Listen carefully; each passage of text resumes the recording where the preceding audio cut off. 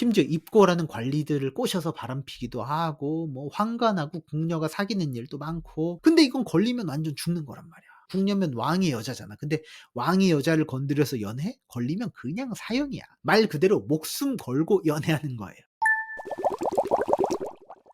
궁궐을 하면 어떤 느낌이 들 수 있냐면요. 우리가 상상 속의 궁궐은 굉장히 럭셔리한 뭐 재벌들이 사는 대저택만한 그 집 한 채 이런 걸로 생각을 할 수 있는데 사실은 그렇진 않아요. 궁궐이 굉장히 넓잖아요. 그래서 한 가구만 있는 게 아니라 여러 가구가 같이 모여 사는 공동주택이라고 생각하시면 돼요. 왕이 사는 곳이 따로 있고 중전이 사는 곳이 따로 있고 세자가 있는 곳이 따로 있어요. 그래서 각각 따로따로 살림을 한 거예요. 그래서 궁궐이 겉보기만 하나, 경복궁 하면 딱 하나라고 생각할 수 있는데 여러 세대가 같이 또 따로 살고 있는 곳이었다. 세대가 따로따로니까 세대를 담당하는 궁녀도 따로따로 뽑았던 거예요. 자, 왕이 일하는 곳에서 있는 궁녀, 그리고 중전 마마가 있는 곳에서 있는 궁녀, 뭐 세자가 있는 궁녀, 이게 다 따로따로 선발을 한 거예요. 우리가 지금으로 치면 삼성에 들어간다고 생각하면 삼성전자도 있고 삼성물산도 있고 뭐 SDI도 있고 각 계열사별로 공채를 따로따로 뽑잖아요. 그러면 계열사별로 공채를 뽑듯이 궁녀도 따로따로 뽑았어요. 그리고 내가 만약에 삼성전자에 그렇게 들어갔다. 그럼 그 안에 부서가 많잖아. 뭐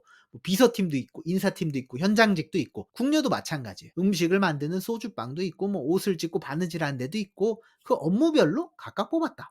그래서 궁녀라고 하면 왕이 지나가면 그 옆에서 고개 수그리고 있는 그게 궁녀가 전부가 아니었다는 거예요. 업무가 굉장히 다양했다. 그 궁궐에 가장 비밀스러운 공간이 있어. 어디냐면 왕비가 있는 대조전이 가장 프라이빗한 공간이었다. 왜? 여기서 바로 왕과 왕비가 합방하는 공간이에요. 안방 침실이란 말이에요. 자, 안방은 보통 들어가면 집 가장 구석탱이 있잖아요. 현관문 딱 열고 들어가면 안방이 나오는 집은 없죠? 뭐 원룸 이런 거 빼고 현관에서 가장 멀단 말이에요. 그래서 이 대조전도 마찬가지예요. 들어가면 바로 있는 게 아니라 문 열고 막 몇 개 더 열고 들어가야 그 대조전이 나와요. 우물정자라고 보시면 되는데 가로 3칸, 세로 3칸 해서 9칸으로 이루어졌다고 보면 돼요. 그럼 가운데 방이 있겠죠? 그리고 주변에 이렇게 쭉 둘러싸고 있는 방이 있죠. 그래서 가장 가운데 방엔 당연히 누가 있다? 왕과 왕비가 있겠죠. 그리고 주변 방은 그럼 뭐 했었을까? 여기서 궁녀들이 대기하는 거예요. 궁녀들이 삥 둘러앉은 상태에서 일을 치러야 되잖아. 그러니까 왕이랑 왕비도 멘탈이 엄청 강해야 되는 거예요. 왕과 왕비 입장에선 뭐야? 자기 사생활의 끝판왕을 궁녀들한테 오픈해야 되는 거야. 그걸 아무한테나 오픈할 수가 없잖아요. 그래서 그런 비밀 업무를 맡은 상궁은 따로 있었다. 기밀 업무를 맡은 상궁을 지밀 상궁이라고 했어요. 지밀 상궁은 왕이나 왕비랑 엄청 가까운 데 붙어 있는 거잖아. 그러니까 끝발이 장난이 아닌 거야. 지밀 상궁이 말 한마디 하면 웬만한 뭐 조정 대신들, 정승들 뭐 찍소리 못하고 움찔움찔했단 말이에요. 자, 그런 끝발 좋은 궁녀부터 잡일하는 궁녀까지 숫자가 많이 있었다. 몇 명, 한 5-600명 있었어요. 그러니까 숫자가 많으니까 다 직급이 있었겠죠. 조선시대 벼슬은 1품부터 9품까지 있었잖아요. 궁녀들도 다 품계가 있었어요. 1품부터 9품까지 다 품계가 있었는데 1품에서 한 4품까지는 왕의 와이프, 후궁으로 들어가. 뭐 왕의 승은을 입었다. 왕과 하룻밤을 보낸 적이 있다. 이러면 바로 4품부터 시작하는 거야. 신분이 막 수직 점프하는 거야. 여기서부터는 왕의 와이프로 취급이 되는 거예요. 근데 왕의 와이프가 아닌 일반적으로 일하는 궁녀는 5품에서 9품까지였다.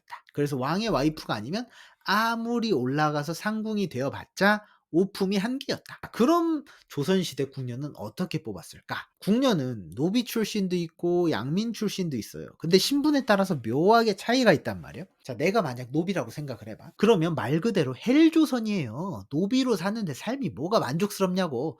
이렇게 사나 저렇게 사나 어쨌든 지금 삶이 구리잖아. 그러니까 뭐라도 해볼 수 있는 건 해봐야지. 그러니까 궁녀로 갈 가능성이 더 높은 거죠. 왜냐면 궁녀로 가면 잘 되면 신분 상승도 노려볼 수 있잖아. 궁녀로 잘 풀렸어 막. 끝발 있는 대로 가. 그럼 양반들도 막 굽신굽신한단 말이야.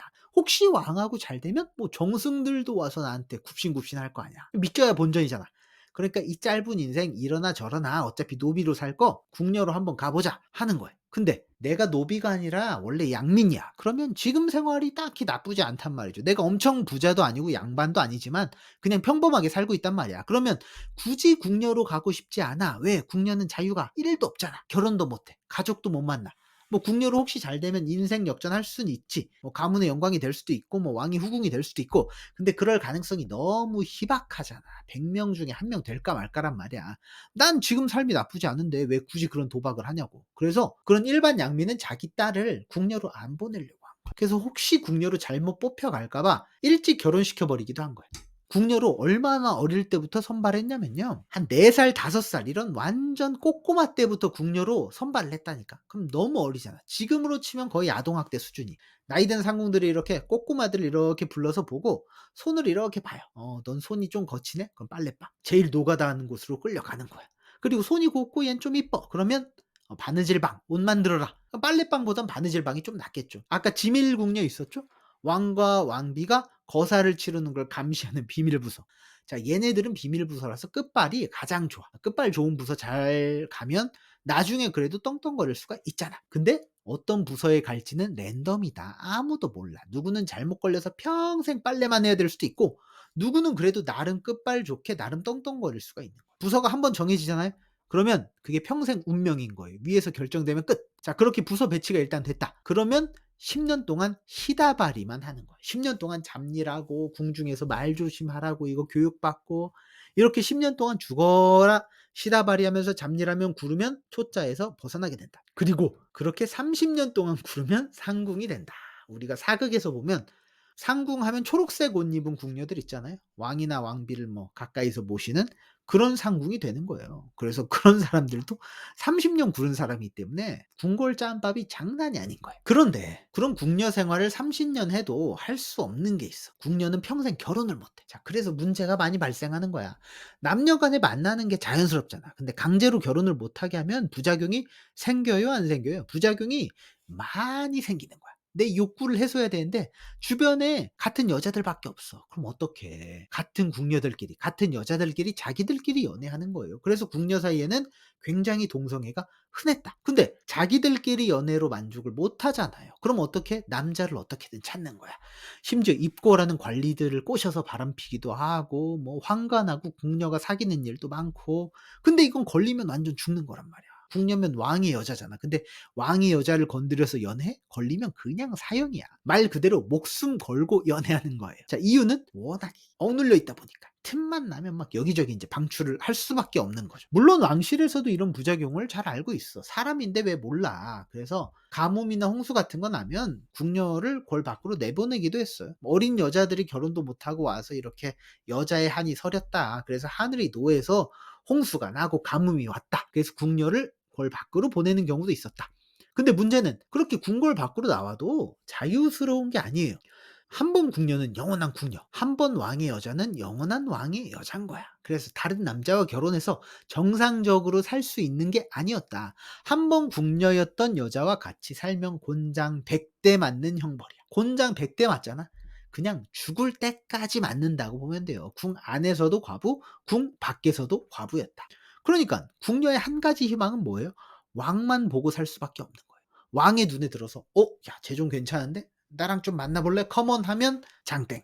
그런 번거로운 절차 없이 왕과 하룻밤만 보내면 막 신분이 수직 상승하는 거야. 내 신분이 뭐였든 몇 품이었든 상관없어. 왕과 하룻밤 지내면 4 품부터 시작하잖아. 그러니까 왕의 마음에 계속 들면 막 4 품에서 3 품, 2 품, 1품 이런 식으로 쭉쭉 승진하는 거야. 그 가장 대표적인 케이스가 누구다? 장희빈이다. 후궁 출신으로 1 품까지 올랐다. 근데 만족을 못 하고 1품 위에 왕비 자리까지 차지해 버렸잖아.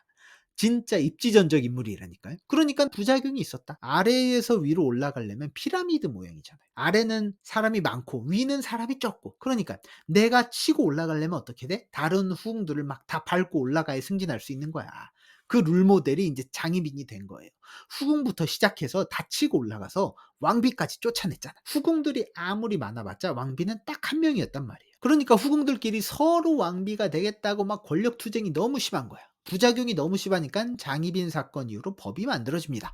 앞으로 후궁 출신은 왕비가 되지 못한다. 너가 후궁이면 풍배가 아무리 올라봤자 후궁이니깐 왕비는 넘보지 마라. 너의 분수를 알고 기어오르지 마. 이렇게 정한 거예요. 왕비는 따로 간택 절차를 밟아서 들여온다. 자, 궁녀가 후궁까지 올랐다. 완전 인생 역전이죠. 근데 궁녀가 후궁까지 오르지 못해도 궁궐에서 파워는 상당했어요. 특히 왕 가까이에 있을수록 끝발이 좋잖아. 그러니까 정승들도 상궁에게 함부로 대하지 못했거든요. 그래서 왕과 가까운 궁녀는 권력이 강해서 뇌물도 막 많이 먹였어요. 나 잘 좀 봐달라고. 만약 왕 대신에 뭐 대비가 수렴청정을 하는 경우가 있잖아요. 왕이 너무 어리거나 해서. 그러면 대비 전 궁녀가 실세가 되는 거예요. 상속문이 대비 전 앞으로 올라오잖아. 그러면 대비가 그걸 하나하나 직접 살펴보기 전에 한번 정리를 하겠지. 올라오는 상소문 정리도 하고 요약도 하고. 그걸 누가 했다? 궁녀들이 했다. 그러면 거기서 로비가 들어오는 거야. "내 상소문 올렸는데 잘 좀 처리해 달라고." 상소 두루마리가 막 이만큼 쌓여 있어. 그럼 그 밑에부터 꼼꼼하게 다 읽겠냐고. 적당히 위에 것부터 읽겠지. 그러면 "내 상소문 위에 좀 올려줘." 그럼 궁녀가 위에 이렇게 올려주면 뭐 대비가 한 번 더 읽을 가능성이 많잖아. 마음 안 드는 녀석이 올린 상소 있으면 중간에 커트하고. 그러니깐 조정 대신들도 궁녀에게 잘 보여야 되는 상황이었던 거죠. 그래서 뇌물도 주고 작업도 치고 한 거예요. 그래서 당시로서 굉장히 권력과 가까운 전문직 여성이었다.